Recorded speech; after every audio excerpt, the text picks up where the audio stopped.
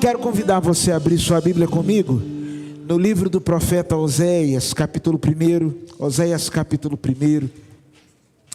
E nós estamos nestas terças-feiras falando sobre improváveis. E falando sobre um Deus que usa pessoas comuns para realizar tarefas incomuns. O apóstolo Paulo escreveu na sua carta, a segunda carta aos Coríntios, no capítulo 4, ele vai dizer que dentro de nós há um tesouro que é guardado num vaso de barro. E esse tesouro é guardado num vaso de barro com um único propósito: para que a excelência do poder seja de Deus e não nossa. De alguma forma eu continuo acreditando que Deus ainda hoje usa pessoas comuns como eu e você para escrever histórias incomuns. Deus pega gente ordinária para realizar coisas extraordinárias. Deus usa gente normal para realizar coisas sobrenaturais. E eu quero dizer a você nessa noite que isso tudo acontece não porque haja em você algum poder específico, porque haja em você alguma unção especial, mas essas coisas só são possíveis porque há um Deus que escreve o seu futuro não a partir do seu passado, nem a partir das condições do seu presente, mas a partir das suas riquezas em glória, a partir daquilo que Ele é. O texto de Oséias capítulo 1 vai dizer assim: palavra do Senhor que veio a Oséias, filho de Beeri, durante o reinado de Uzias, Jotão, Acaz e Ezequias, reis de Judá, e de Jeroboão, filho de Jeoás, rei de Israel. Quando o Senhor começou a falar por meio de Oséias, disse-lhe: vá, tome uma mulher adúltera e filhos da infidelidade, porque a nação é culpada do mais vergonhoso adultério, por afastar-se do Senhor. Por isso ele se casou com Gomer, filha de Diblaim, e ela engravidou e lhe deu um filho. Então o Senhor disse a Oséias: dê-lhe o nome de Jezreel, porque logo castigarei a dinastia de Jeú, por causa do massacre ocorrido em Jezreel, e darei fim ao reino de Israel. Naquele dia quebrarei o arco de Israel no vale de Jezreel. Gomer engravidou, novamente deu à luz a uma filha. Então o Senhor disse a Oséias: dê-lhe o nome de Lo-ruama, pois não mais mostrarei amor para com a nação de Israel, não ao ponto de perdoá-la. Contudo, tratarei com amor a nação de Judá, e eu lhe concederei vitória, não pelo arco, pela espada ou por combate, nem por cavalos e cavaleiros, mas pelo Senhor, o seu Deus. Depois de desmamar Lo-ruama, Gomer teve outro filho. Então o Senhor disse dele o nome de Lo-ami, pois vocês não são o meu povo, e eu não sou o seu Deus. Contudo, os israelitas ainda serão como a areia da praia, que não pode se medir, nem contar. No lugar onde se dizia a eles: vocês não são meu povo, eles serão chamados filhos do Deus vivo. O povo de Judá e o povo de Israel serão reunidos, e eles designarão para si um só líder, e se levantarão da terra, pois será grande o dia de Jezreel. Chamem a seus irmãos meu povo, e as suas irmãs minhas amadas.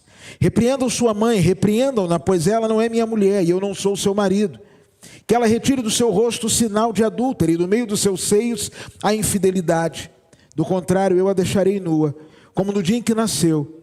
Farei dela um deserto, uma terra ressequida, e a matarei de sede. Não tratarei com amor os seus filhos, porque são filhos de adultério. A mãe deles foi infiel, engravidou deles, está coberta de vergonha. Pois ela disse: irei atrás dos meus amantes, que me dão comida, água, lã, linho, azeite e bebida.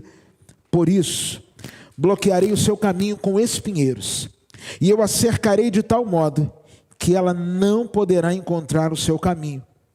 Ela correrá atrás dos seus amantes, mas não os alcançará. Procurará por eles, mas não os encontrará. Então ela dirá: voltarei a estar com meu marido como no início, pois eu estava bem melhor do que agora. Verso 14 diz assim: Portanto, agora vou atraí-la, vou levá-la para o deserto e falar-lhe com carinho. Ali devolverei a ela suas vinhas e farei do vale de Acor uma porta de esperança. Ali ela me responderá como nos dias de sua infância, como no dia em que saiu do Egito. Vamos falar com Deus uma vez mais. Senhor Deus, obrigado pela tua palavra. E eu peço que o Senhor, nessa noite, fale aos nossos corações. Abençoa aqueles que aqui estão, abençoa aqueles que estão nos seus lares, abençoa aqueles que no decorrer dos dias serão alcançados por esta palavra. E que esta palavra, Senhor, possa encontrar um lugar e possa frutificar em nossos corações. É a oração que fazemos no poderoso e invencível nome do Senhor Jesus. Amém. Eu quero pensar com você hoje sobre uma missão quase impossível. Quando você olha para esse texto, ele talvez dê um nó na sua cabeça. Deus um dia chama o profeta Oséias e dá uma missão dura demais para ele. Eu imagino Deus chamando Oséias e dizendo assim: Oséias, eu tenho duas notícias para você, uma boa e uma ruim. Você quer qual primeiro? E ele talvez tenha dito assim: Senhor, me dá a boa. A boa é que você vai casar. Aí ele se lembrou talvez daquilo que Salomão disse lá no livro de Provérbios, que quem encontra uma esposa, encontra uma coisa boa. E qual é a má notícia? É a sogra? Antes fosse. A má notícia é que a sua mulher não vai ser fácil. Você vai se casar com uma mulher adúltera. Você vai se casar com uma mulher que vai te trair. E a razão de você casar com essa mulher adúltera é uma só. Eu quero que as pessoas olhem para o seu relacionamento, eu quero que as pessoas olhem para o seu casamento e enxerguem aquilo que eles estão fazendo comigo. Sempre que eles olharem para o seu relacionamento com Gomer e disserem assim: mas como é que pode uma mulher fazer isso com um homem tão bom? Uma mulher fazer isso com um profeta? Uma mulher desrespeitar um homem de Deus? Eu quero que ao olharem para o seu relacionamento, eles entendam que aquilo que estão condenando na sua mulher é exatamente aquilo que eles estão fazendo comigo. Eu não sei se você já parou para prestar atenção, mas não são poucas as vezes que os nossos erros são muito piores quando praticados pelos outros. O meu erro na sua pele é um negócio terrível. O meu pecado, quando praticado por você, é coisa de outro mundo. Porque quando eu pratico, sempre tem uma justificativa, sempre eu vou tentar passar um pano, eu sempre vou tentar colocar as coisas numa determinada categoria, mas quando é você, eu vou falar assim: não, como é que o Arthur está fazendo um negócio desse? Como é que o Arthur está cometendo esse pecado? Porque tudo que eu faço, quando é feito pelo outro, é muito pior. O povo olharia para a casa de Oséias e diria assim: é exatamente isso que nós estamos fazendo com o Senhor. A história continua, eles se casam. E abre parênteses, gente, Oséias era obediente demais. Porque eu não sei você, mas se Deus me desse essa missão, eu diria assim: Senhor, Senhor, me perdoe, mas como o único pecado que não tem perdão é a blasfêmia contra o Espírito Santo, essa missão eu não vou pagar. Deve ter gente melhor para poder fazer esse negócio no meu lugar. Se você é obediente a este ponto, parabéns para você. No novo prédio a gente vai botar até uma sala em seu nome, mas eu não sou nesse nível de obediência. Mas ele obedeceu, casa com Gomer. E a palavra de Deus vai nos dizer que nascem 3 filhos dentro dessa família. Primeiro filho, Jezreel. E é importante você saber que na cultura bíblica nome tinha a ver ou com uma experiência durante a gestação, ou com uma orientação profética, ou uma característica física. O nome não era escolhido ao léu. Jezreel foi um lugar onde uma chacina, uma carnificina aconteceu. Jezreel era um lugar que lembrava a morte, um lugar que tinha cheiro de morte. Você lembra quando você foi escolher o nome dos seus filhos? Você lembra que você procurou o nome mais bonito do mundo? Pode não parecer, de repente você fala assim, será que procuraram mesmo?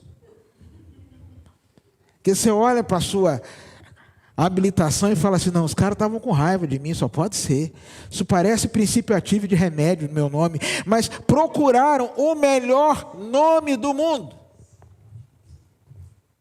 E aqui não, o primeiro filho é Jezreel. Lugar de violência, lugar de derramamento de sangue, lugar de catástrofe. Nasce a segunda filha, Lo-Ruama, que traduzido significa desgraçada, não agraciada. Você consegue imaginar o bullying dessa menina na escola? Na hora da chamada? Porque bullying sempre existiu, gente. Quem aqui nunca sofreu bullying? Ontem eu estava conversando com o Caleb sobre isso. Das coisas que eu já sofri. E vocês ficam falando assim, conta, pastor. Eu? Para quê? Irmãos,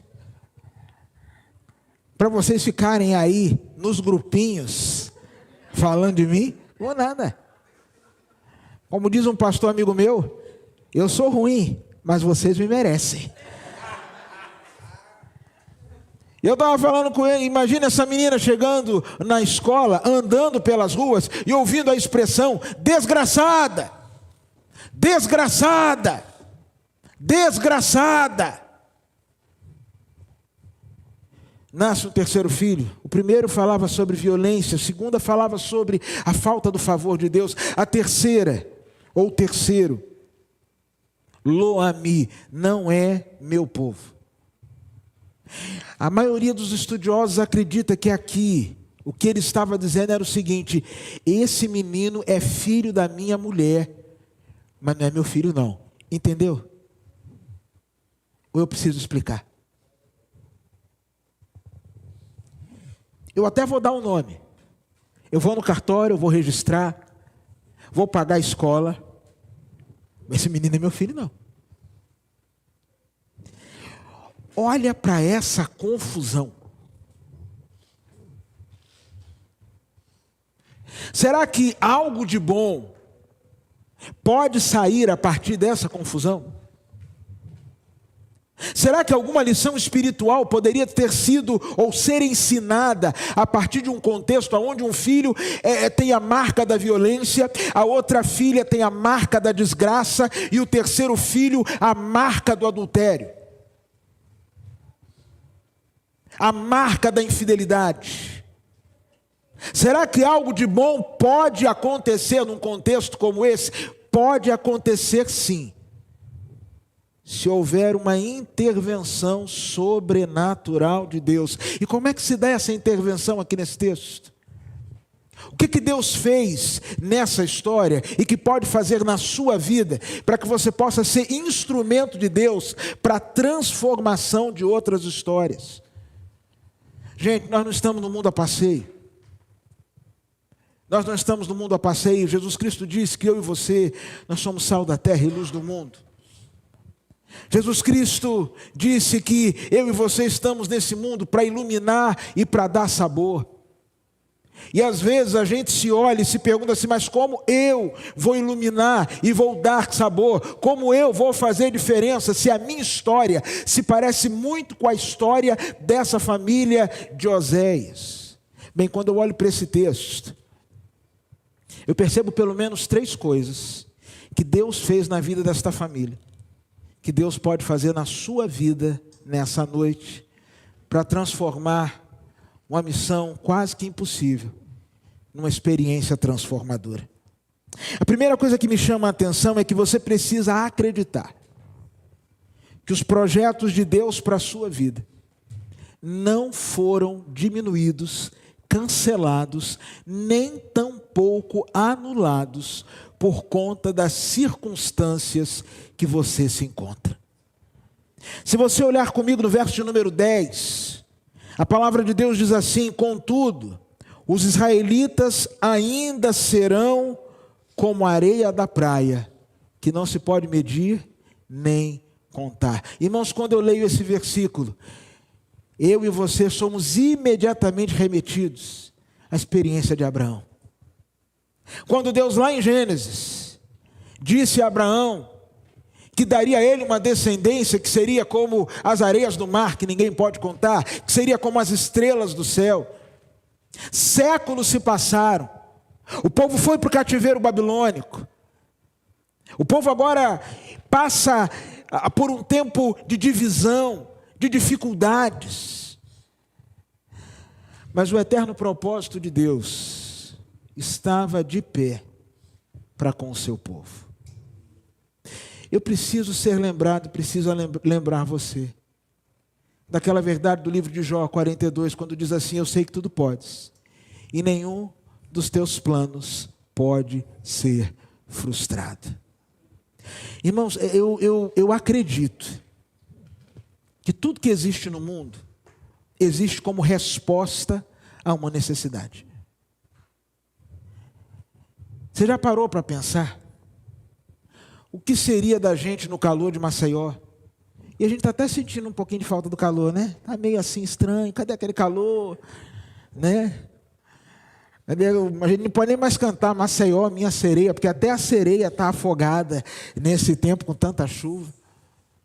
Mas o que seria de nós nesse calor de Maceió, quando ele vem,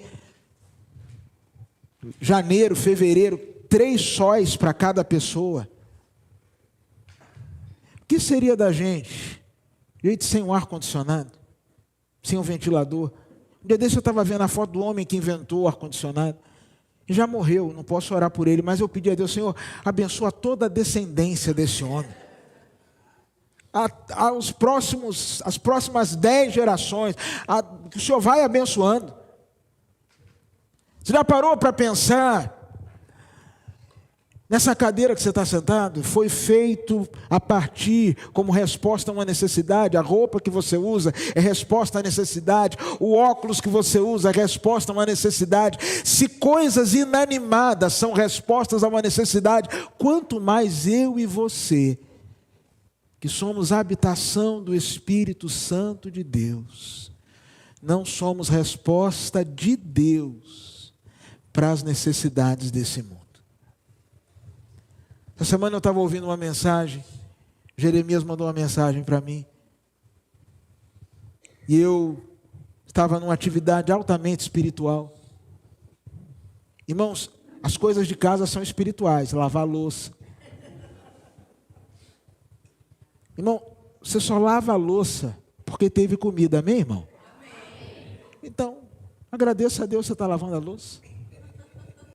Se amanhã você tiver que lavar um banheiro, louve a Deus por isso. Ou você preferia ir lá na casinha? Quem, alguém prefere ir na casinha ou está feliz com o banheiro? Então você vai lavar o banheiro agora falando assim: vou passando pela prova dando glória a Deus. É bênção de Deus. E eu estava numa dessas atividades e ouvindo uma mensagem, e o pregador dizia o seguinte: no dia que você nasceu, Deus te formou com um propósito. Mas saiba de uma coisa: você não vai alcançar nem realizar esse propósito sozinho. Então, ao passo que você nascia naquela mesma época, Deus foi fazendo com que outras pessoas nascessem, porque a história ela é feita de 3 coisas pelo menos: de tempo, de pessoas e de lugar. Então Deus foi unindo pessoas no mesmo lugar, no mesmo tempo, para que o propósito de Deus pudesse se cumprir.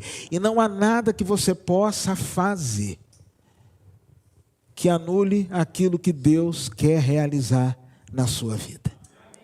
Você lembra de Jonas? Jonas fugiu de Deus. Você pode tentar fugir de Deus o quanto você quiser, Deus só vai rir de você. Deus vai dar corda para você. Daqui a pouco você vai estar numa tempestade. Vai para o ventre do peixe. Quer passar 3 dias no ventre do peixe? e vai ser vomitado na areia. Simples assim. Porque eu sei que tudo podes, e nenhum dos teus planos pode ser impedido. Nem a infidelidade do povo anulou o projeto e a fidelidade de Deus. A Bíblia diz que se eu for infiel, Ele permanece fiel, porque Ele não pode negar-se a si mesmo. Mas quando eu olho para esse texto, é possível sim uma virada, porque Deus está disposto a afastar de você tudo que te afasta dele. Irmãos, verso de número 6 do capítulo 2 diz assim, verso de número 6 do capítulo 2 de Oséias: por isso bloquearei o seu caminho com espinheiros, eu a cercarei de tal modo que ela não poderá encontrar o seu caminho. Ela correrá atrás dos seus amantes, mas não os alcançará. Deixa eu falar algo aqui para você.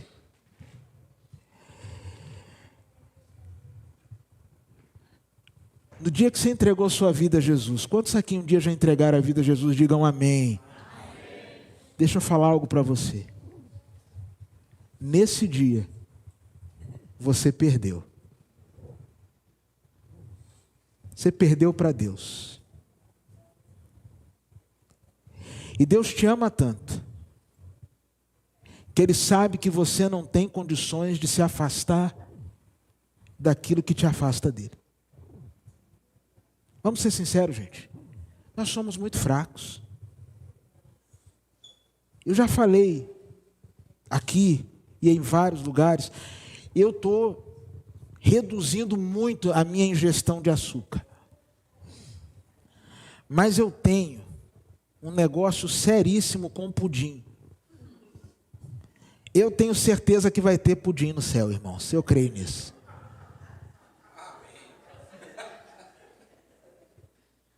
E quem for, vai ver que tem. Entendeu? A Bíblia diz que a porta é apertada e o caminho é estreito. Tem gente que pensa que só bastou passar pela porta apertada e pode fazer o que quiser. Não. Eu já passei na porta apertada, agora estou liberado. Não. O caminho também é estreito, tá, irmão? Então, fica aí, fica firme, que você vai ver que no céu tem pudim. Mas, às vezes, irmãos, eu vou ser sincero com os irmãos. Irmãos, eu não resisto, às vezes, a um pudim. Eu estou numa dieta, estou num propósito. E a propósito, irmãos, me ajudem. Não me deem doce, não. Não me deem doce, não. Se vocês querem, se você quer ver o seu pastor bem, feliz, e vivendo por muitos anos, a menos que você seja da conspiração, da oposição, mas se você não for da oposição, entendeu? Se você for da bancada aliada, por favor, não viva me dando doce. Tem um pessoal aqui que às vezes vai comer doce. Aqui na igreja, irmãos, tem todo tipo de crente. Tem uns crentes ruins aqui. Tem um crente aqui, eu não vou dizer o nome dele não, que ele vai comer às vezes um doce, aí filma, me faz chamada de vídeo, corta e diz assim: ei, Tércio. Ei, Tércio. Falei, e pensa que vai para o céu. Vai para o céu não, irmão. Vai para o céu não. Mas ó, eu não resisto nem a um pudim. Eu descobri, irmãos, há muitos anos atrás, que eu sou fraco. Que eu não sou o super-homem. E que existem coisas que eu gostaria que o meu coração não gostasse. Que existem inclinações que eu gostaria que a minha carne não tivesse.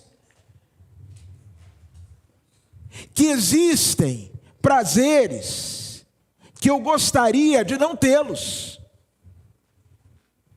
Mas eu descobri também que eu não sou a única pessoa que está nessa condição. Todos nós aqui estamos assim. E aí o Senhor diz assim: eu vou construir uma cerca ao redor dela. E eu vou afastá-la de tudo aquilo que a afasta de mim. Eu vou dizer uma coisa para você. Se você quiser viver um propósito com Deus, pode ser que um dia você queira dar uma doida, ou dar uma de doido. Meter o pé na jaca, meter o louco. E eu não sei se isso já aconteceu com você. Se já aconteceu, não levanta a mão, não dá bandeira, segura.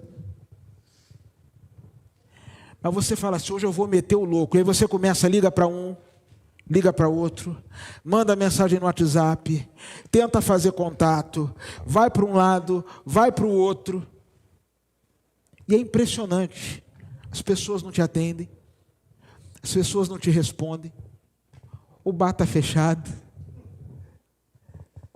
nada dá certo. Eu não sei se você já viveu isso. Se já viveu, não precisa levantar a mão, nem sorrir para mim, nem fazer assim, é verdade. Não, por favor, guarda para você, faz cara de paisagem, eu não preciso saber das suas lutas. Mas uma coisa eu sei, se você se alinhar com Deus e quiser viver coisas extraordinárias, Deus vai afastar de você tudo que te afasta dele. Porque a gente não tem poder. A gente não tem força às vezes para dizer não. A gente não tem força às vezes para bloquear um número. A gente não tem força às vezes para romper um contato. A gente não tem forças para dizer não. Até porque a gente não quer ser antipático, a gente não quer ser mal visto.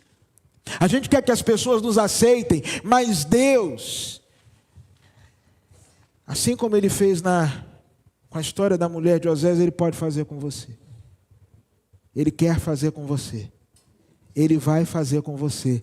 Ele vai afastar de você tudo que te afasta dele. Você pode pedir isso para o Senhor agora, nesse momento? Só dar uma pausa e orar ao Senhor e dizer assim, Senhor, afasta de mim tudo que me afasta de ti. E se você fizer essa oração com sinceridade, eu tenho certeza que algumas coisas vão começar a sair da sua vida e você vai falar assim, mas como é que isso aconteceu?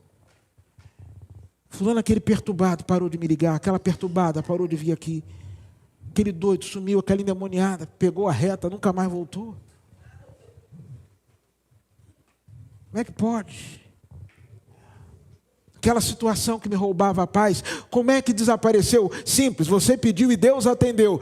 Deus tirou do seu caminho tudo que tiraria do caminho. Mas deixa eu falar uma última coisa com você. A palavra de Deus diz assim no verso de número 15. Final do verso, ou no meio do verso 15, diz assim: e farei do vale de Acor uma porta de esperança. Farei do vale de Acor uma porta de esperança. O vale de Acor, se você ler a sua Bíblia lá em Josué capítulo 7, você vai ver que logo depois da conquista de Jericó, o povo foi lutar contra uma cidade que o nome era Ai. Josué olhou para Ai e disse assim: a gente não precisa nem mandar o exército todo, manda aí meia dúzia de gato pingado e a gente vai dar uma surra nesses caras. Famoso oba-oba. Já ganhamos. Está rindo, né, Pedro? Eu sei exatamente do que você está rindo. Não se esqueça que o seu sogro é azulino. E você não precisa olhar para o Marcelo Cabo e falar assim, ó: Deus está vendo. E D'Artagnan, trate com mais rigor esse seu genro. Mas o povo achou que a vitória estava no papo. E o povo levou uma surra. Aí Josué volta, se coloca diante do Senhor e diz assim: Senhor, o que está acontecendo? E aí o Senhor falou: não adianta chorar, não adianta orar, não adianta... Tem pecado no meio do povo. Tinha um camarada lá chamado Acã, que a ordem era entrar e não pegar nada. Ele pegou uma capa babilônica, pegou uns ciclos de prata e escondeu na tenda. E aí o Senhor falou assim: olha, enquanto vocês não tirarem essa capa de Acã aí do meio, não tem vitória, gente. Josué reúne todo o povo, faz um sorteio e chega em Acã. Ele, todo o seu clã, toda a sua família são levados para o vale de Acor. Acor significa confusão, tumulto. E ali eles são apedrejados. E a palavra de Deus vai dizer, aqui neste texto, que o vale de Acor, que literalmente significa problema, Deus há de transformá-lo numa porta de esperança. Eu falava aqui na semana passada que às vezes, irmãos, Deus não substitui, mas Deus transforma. Às vezes Deus não substitui a dor pelo alívio, o pranto pelo riso, mas Ele ressignifica, Ele transforma. E aqui nesse texto, Deus estava dizendo o seguinte: sabe aquela legenda que acompanhava o vale de Acor? E todos nós, irmãos, temos na nossa vida lugares, cenas que trazem uma legenda dolorosa. Todos nós, sem exceção, temos lugares ou pessoas que só do nome ser mencionado, a gente sente um embrulho. Meu pastor costumava dizer assim: se alguém te feriu, quer saber se você já perdoou? Eu não sei se esse teste é 100% válido, mas ele falava assim: quer saber se você perdoou? Vou te dar uma ajuda. Pensa no nome da pessoa, embrulhou o estômago? Talvez tenha alguma coisa ainda que precisa ser tratada. Precisa ser tratado. Não sei se é 100% confiável esse exame, esse teste, mas ele costumava dizer isso.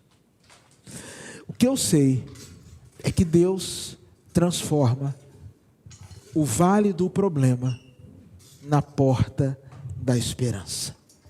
Nunca mais o povo olharia para o vale de Acor com os mesmos olhos. E quem faz isso, irmãos, não é o tempo.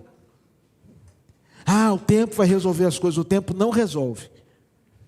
Imagine uma pessoa aqui infartada e você falar assim: deixa ela deitada aqui, que daqui a 1 hora está melhor. Daqui a 2 horas, vamos deixar aqui 1 ano. Infartou, fica aqui 1 ano deitado, que melhora. Irmãos, dores não são curadas com o tempo, irmãos. Não são curadas com o tempo.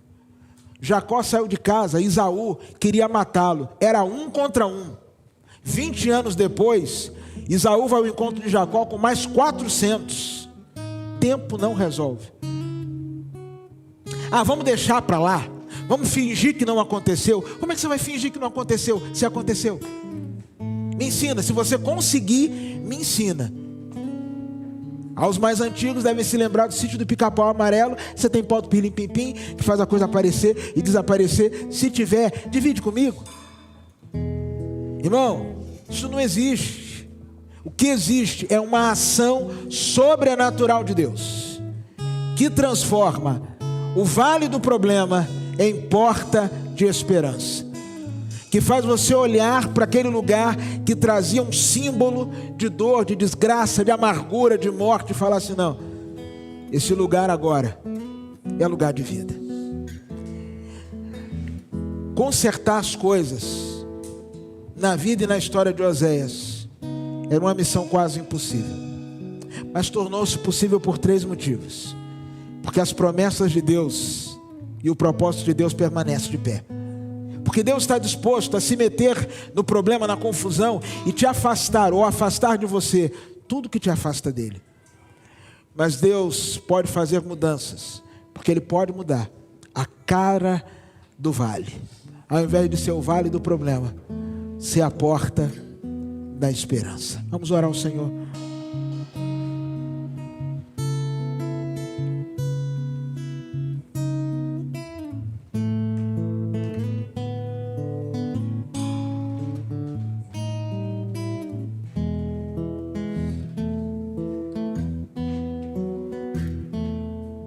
Jesus, eu quero declarar teu nome sobre toda mente e coração, pois sei que existe paz em tua presença. Clamo, Jesus.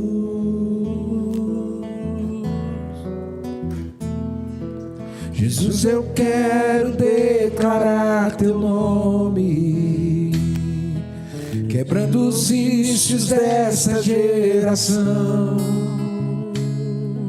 Declaro que há esperança e liberdade. Clamo, Jesus. Teu nome é cura, é poderoso. Teu nome é vida, destrói cadeias, dissipa as trevas, vem incendiar. Vamos ficar em pé, adorando ao Senhor. Jesus, eu quero declarar teu nome sobre toda alma em depressão, ansiedade, medo, saio agora. Clamo, Jesus. Teu nome é cura, meu irmão. Teu nome é cura, é poderoso. Teu nome é vida, destrói cadeias, dissipa as trevas, vem incendiar. Teu nome é cura, teu nome é cura, é poderoso. Teu nome é vida, destrói cadeias, dissipa as trevas, vem incendiar. Vamos orar ao Senhor. Senhor Deus, nós estamos aqui diante do Senhor, agradecidos pela tua graça, pela tua fidelidade, pela tua bondade. Agradecidos porque o Senhor é bom em todo o tempo. Agradecidos porque nós podemos confiar em Ti. Agradecidos porque o Senhor tem planos de paz e não de mal para as nossas vidas. E assim, ó Deus, como Tu agiste na família, na história de Oséias e da sua casa, nós queremos pedir que o Senhor haja na história de cada pessoa que aqui está. Eu quero te pedir, Santo Deus, que o Senhor, de uma maneira muito especial, de uma maneira sobrenatural, nos faça lembrar os planos e projetos que o Senhor tem para nós. Ó Deus, nos faz acreditar uma vez mais e saber uma vez mais que o Senhor não desistiu, não mudou, e que nós, por mais teimosos que sejamos, jamais frustraremos os teus propósitos eternos para as nossas vidas. Ó Deus, afasta de nós tudo aquilo que nos afasta de Ti. E queremos, ó Deus, te pedir que o Senhor transforme a porta do Vale de Acor numa porta de esperança, para a glória do Teu nome. Em nome de Jesus. Amém.